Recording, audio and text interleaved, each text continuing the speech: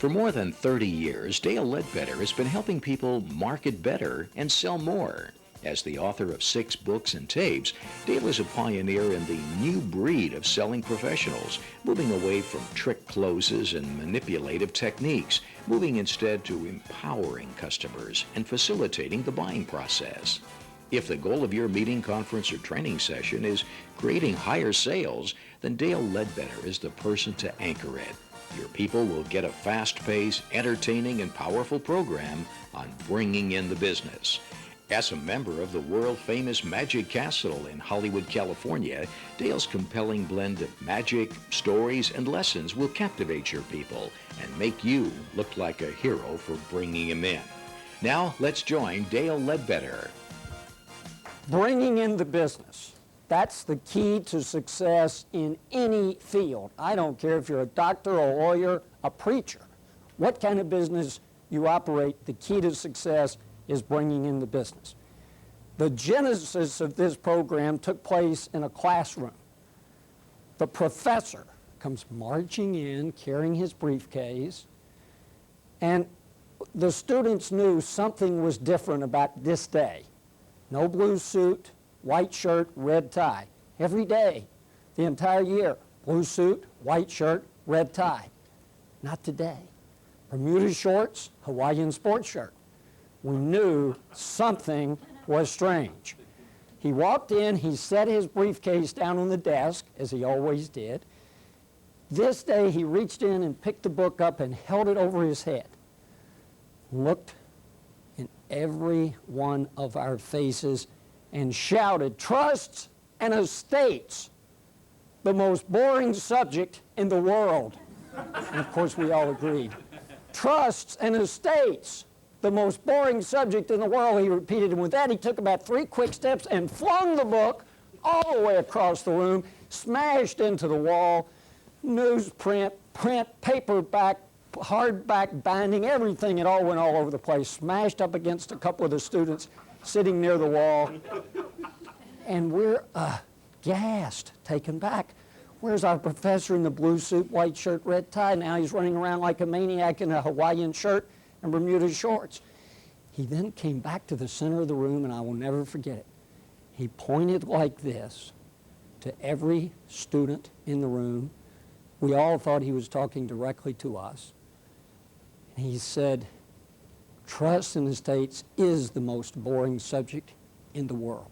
And the lesson for today is learn how to bring in the business, and you can always hire some poor soul to do this work for you."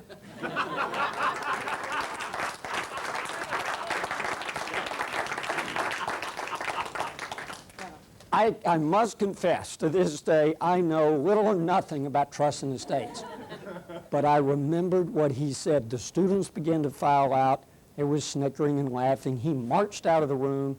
But I sat at my desk for a long time that day because I knew that I had been taught a profound lesson. Learn how to bring in the business, and you can always hire some poor soul to do this work for you. And that's what the Bringing in the Business seminar is all about. If you study, learn, master, and apply the 10 keys plus 1 to bringing in the business that we're going to talk about today, I promise you that you will be a master at bringing in the business, and you can hire some poor soul to do the work for you. Challenges, obstacles, we've all got them. And certainly we can agree that Mary at the moment is all covered up with challenges and obstacles.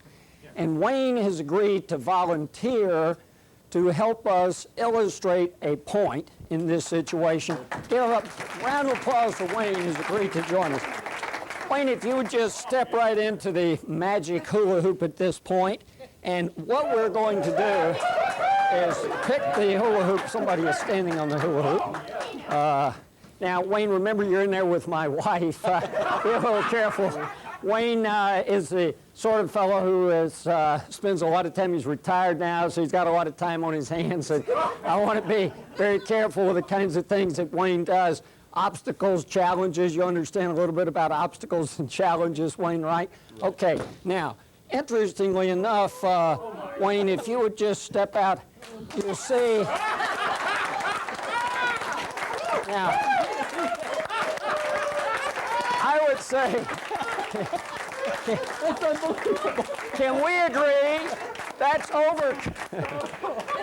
can we agree that's overcoming a challenge and an obstacle right there? How about that? A round of applause for Mary. A round of applause for Wayne.